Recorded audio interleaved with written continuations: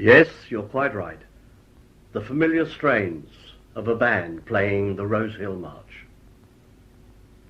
Devoted followers of Salvation Army banding, both inside and outside the ranks, will welcome this opportunity to turn back the clock and hear again two of their favourite sections, the Rosehill Band of the Salvation Army Assurance Society and the SB&S Band, composed of staff of Salvationist Publishing and Supplies Limited of a generation or two ago. Although it is 47 years since the SB&S Band entered honoured retirement and 36 years since Rosehill ceased to function, their names live on. They are held in abiding affection by those who remember them in the flesh and those to whom so many precious memories have been handed down.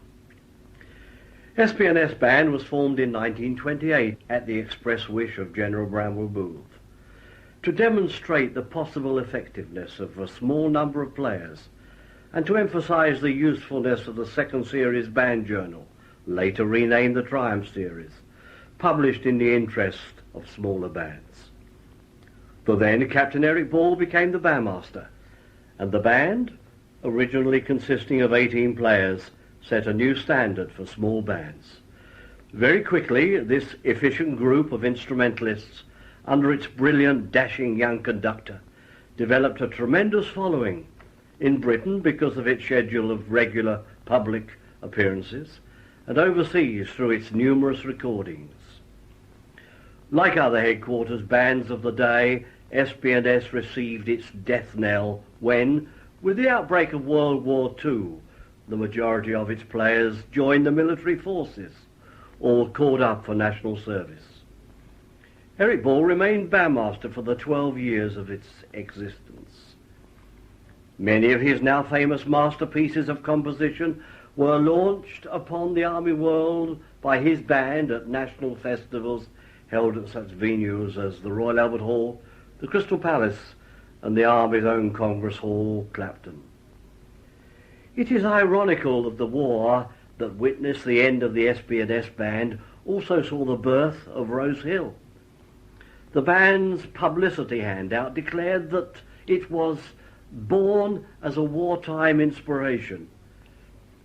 When large-scale bombing threatened London, it was decided to transfer the chief office of the Salvation Army Assurance Society to a large residence, Rosehill, formerly a convent, which had been purchased at Caversham near Reading. Offices were built in the grounds and the staff was accommodated on the premises and in neighbouring districts. Among the staff were several bandsmen who were missing their normal corps activity and, finding themselves with spare time, suggested an attempt be made to form a band. Permission was given, and with a number of instruments left over from the old Assurance Band and several loaned from Reading Corps, the dream rapidly became a reality. That was in February 1940. Major Walter Ward, a staff bandsman for many years, an excellent band trainer, and bandmaster at Cambridge Heath at the outbreak of war, became the bandmaster, and Rosehill was an obvious choice for the name. Within 6 months, the band had attracted the notice of the BBC. An audition was successfully held, and the band established something of a record by broadcasting within such a short time of its formation. In April 1942, Eric Ball, by now a major, succeeded Walter Ward as bandmaster, but his term of leadership was short-lived Within 5 months he was appointed bandmaster of the International Staff Band. The new conductor was Colonel Albert Jakeway, another noted composer and arranger, who had been a valued member of the bass section of the ISB for many years. He was a highly respected band trainer and had served in pre-war days as bandmaster at Tottenham Citadel and Clapton Congress Hall. In retirement he was to serve for a time as band instructor at Cambridge Heath. Colonel Jakeway, who was later to become head of the Army's International Music Editorial Department for 8 years until his retirement in 1958, remained in charge of the band until June 1951, when Rosehill regretfully passed into Salvation Army musical history, but not before it had made an indelible impression upon the brass band world through its numerous broadcasts and recordings.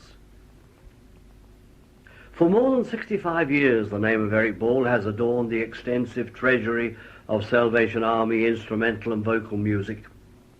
Even when he ceased to serve as an officer in its ranks, his loyalty to the movement that had provided his boyhood opportunities never wavered.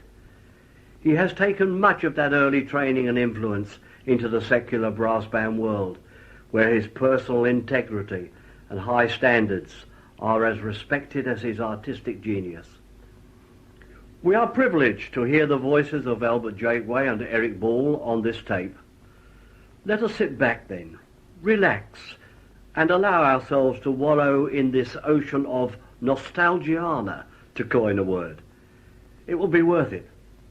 And now over to Colonel Jakeway.